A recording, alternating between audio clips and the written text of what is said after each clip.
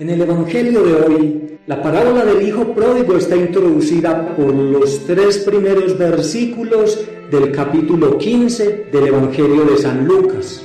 En estos 3 primeros versículos se nos cuenta cómo los fariseos murmuraban contra Jesús porque acogía a los pecadores.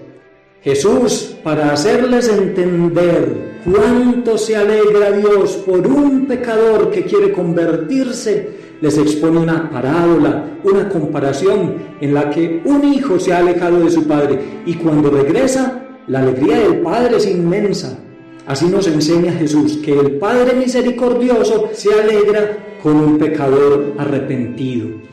Teniendo en cuenta que estamos en el tiempo sagrado de la Cuaresma, con este Evangelio somos llamados al arrepentimiento, a la conversión.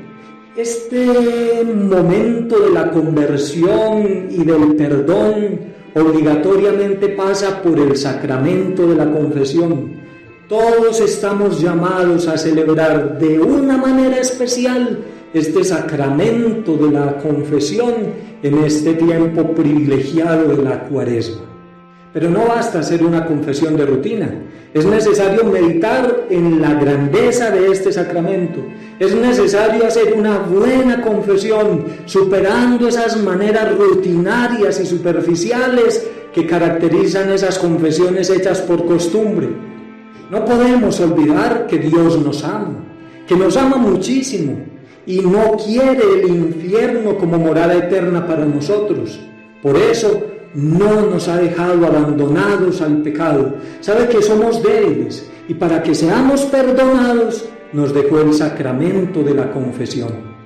Lo primero que hemos de decir respecto a este sacramento es que la confesión no consiste en retirarse a un lugar secreto para confesarse directamente con Dios.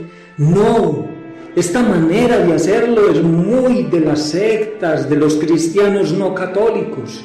A nosotros lo que nos enseña y lo que nos pide la Iglesia es acogernos al sacramento de la confesión delante de un sacerdote.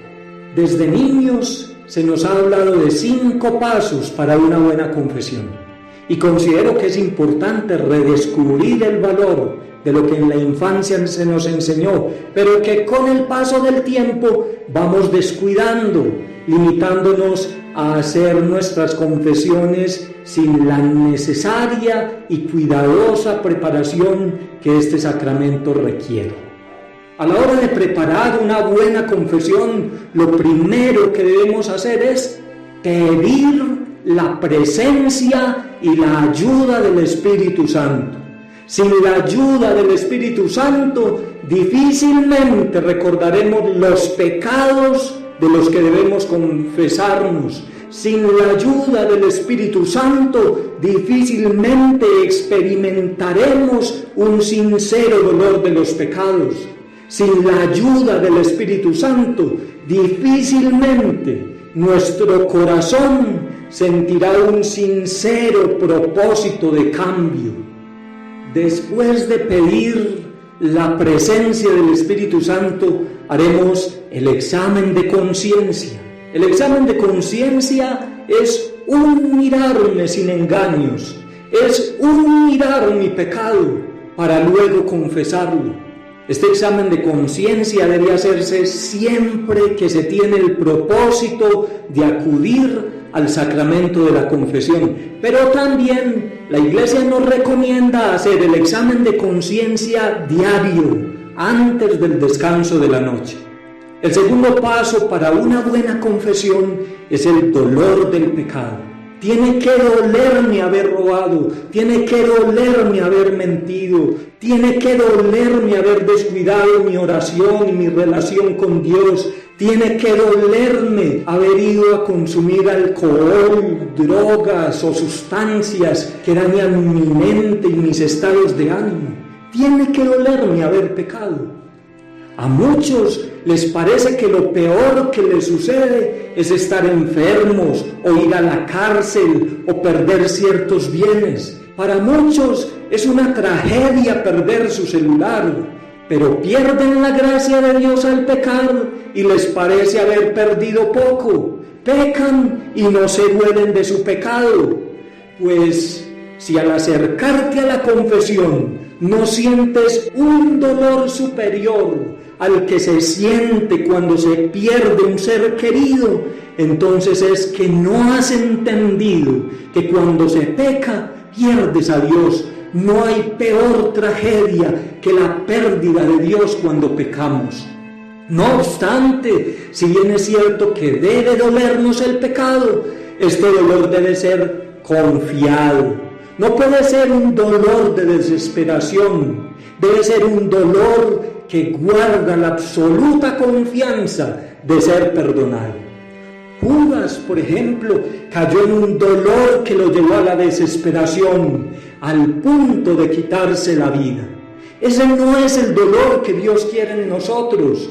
El dolor que Dios quiere ante el pecado ha de ser un dolor confiado, ha de ser un dolor que va acompañado de la seguridad de ser perdonado.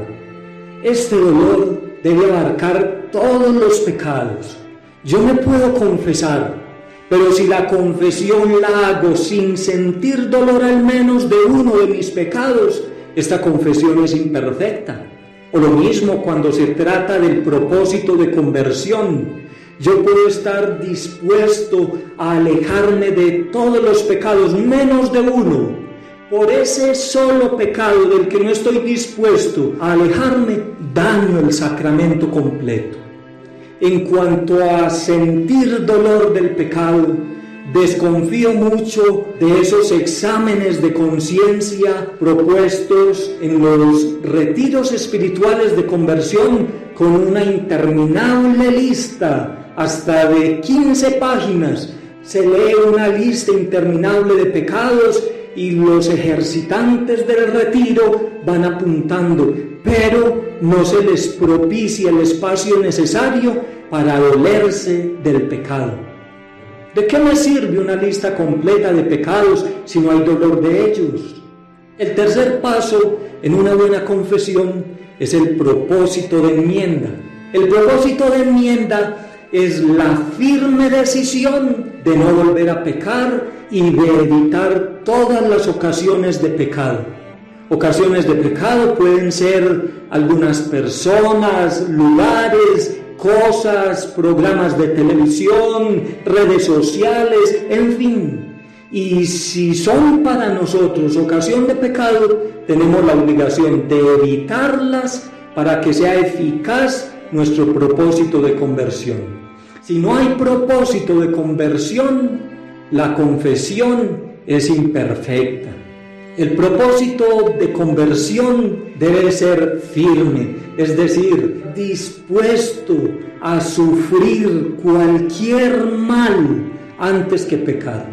Y si fuera necesario perder una amistad, y si fuera necesario no volver a aquel lugar, y si fuera necesario incluso renunciar a un trabajo que me ocasiona pecado, tendré que estar dispuesto a hacerlo. De lo contrario, será imperfecta mi confesión por no renunciar a lo que puede inducirme al pecado. Además, este propósito de conversión debe abarcar el rechazo a todo pecado, sin excepción. De nada sirve el propósito de no volver a cometer adulterio si no hay un propósito de renunciar a ciertos vicios o a cierta enemistad o a cosas parecidas.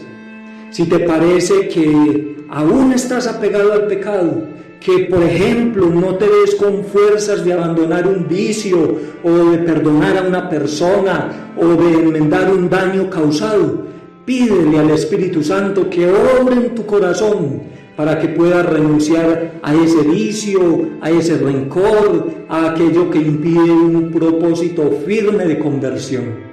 Así que hay que pedir la gracia de querer renunciar a todo pecado y especialmente al que no siento el deseo de renunciar. El cuarto paso para una buena confesión es ir al sacerdote a confesar los pecados.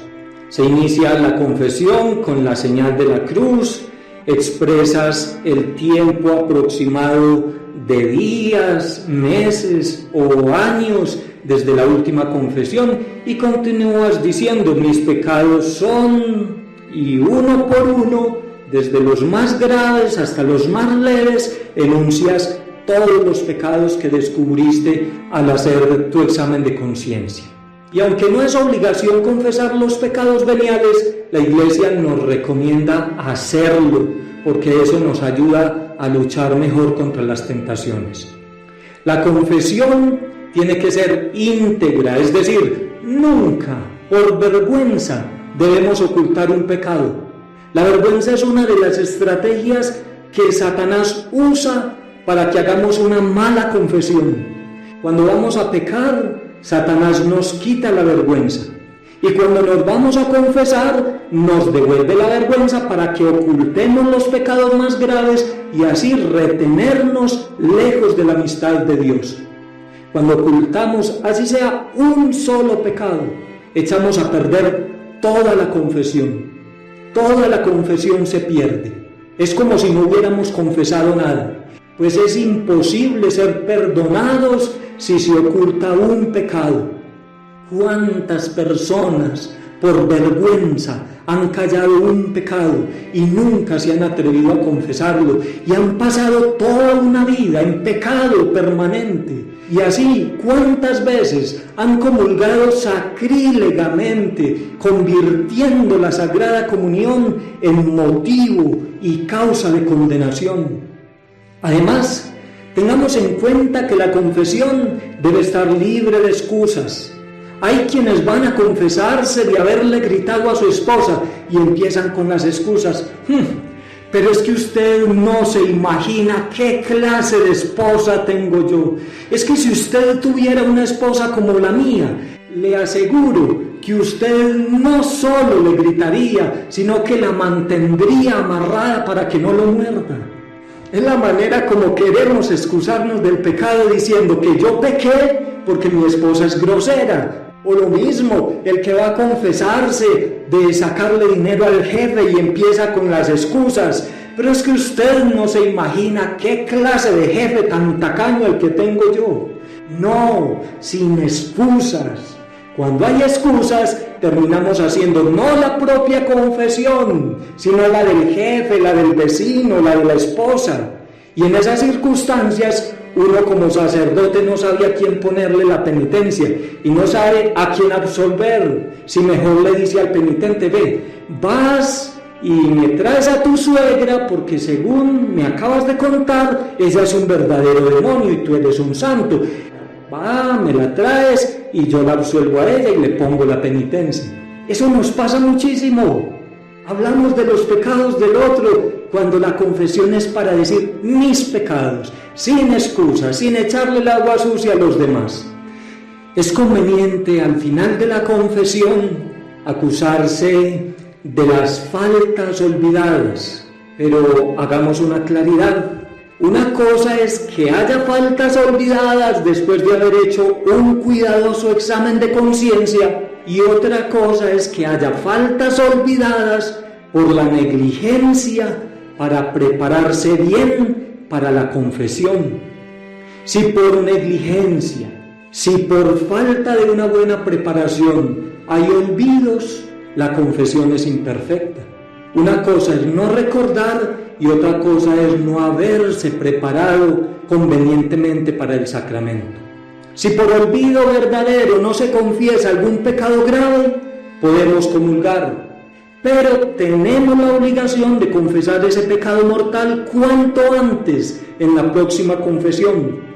Si voluntariamente ocultamos algún pecado mortal, cuando esto ocurre, no queda perdonado ninguno de los pecados confesados.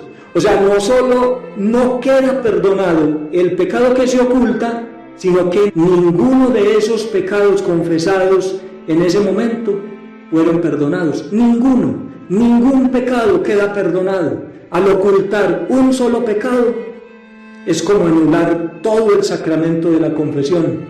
Y si se acerca la Sagrada Comunión, Quien así se ha confesado comete un sacrilegio. El último paso para una buena confesión es la satisfacción de obra. La satisfacción de obra es una penitencia que el sacerdote le indica a quien se ha confesado. La penitencia es parte importante de la confesión, pero no es indispensable. Si faltara este paso, la confesión no por eso es imperfecta. Si el sacerdote no impone penitencia, no por eso el sacramento queda incompleto.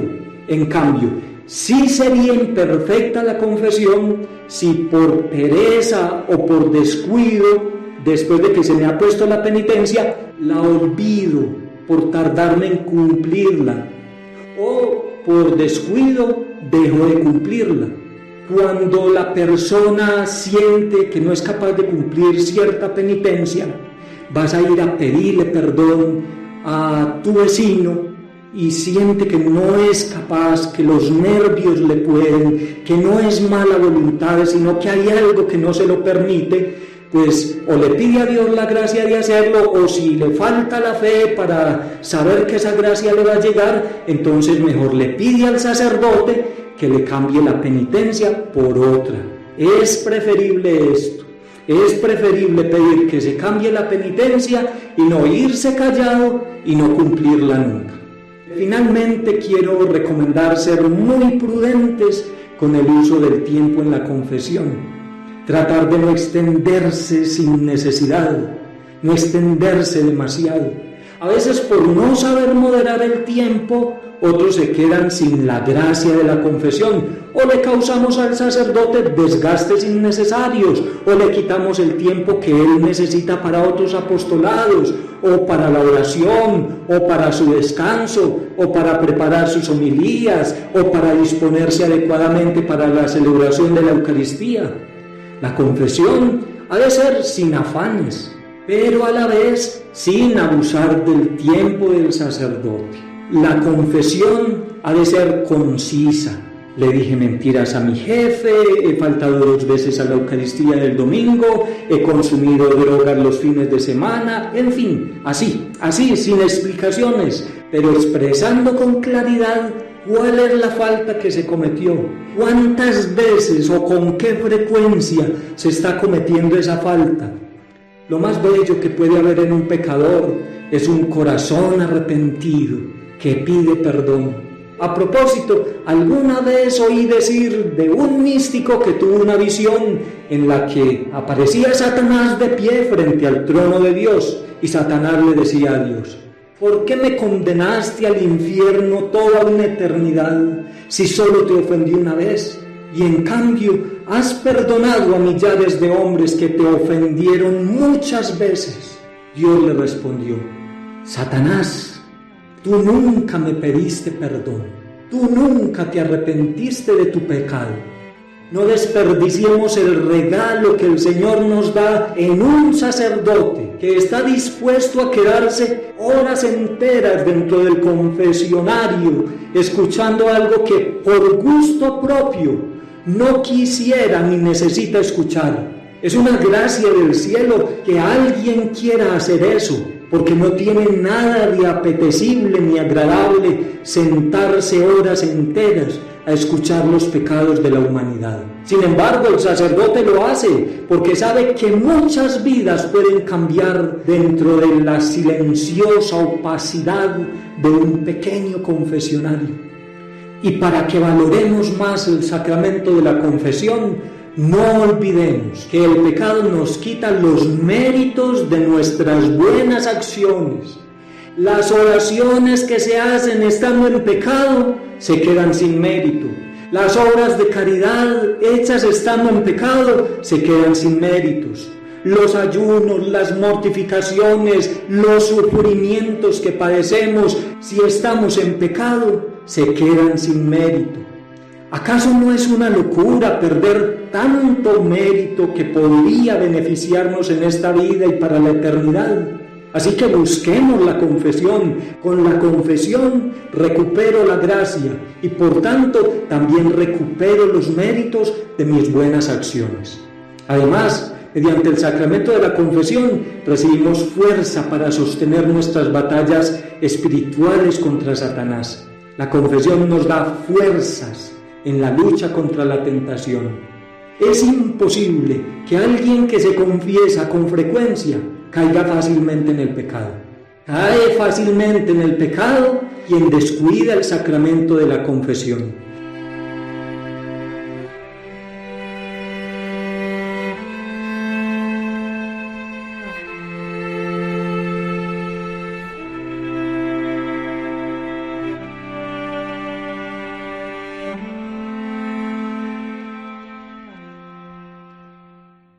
Es preferible pedir que se cambie la penitencia y no irse callado y no cumplirla nunca. Finalmente,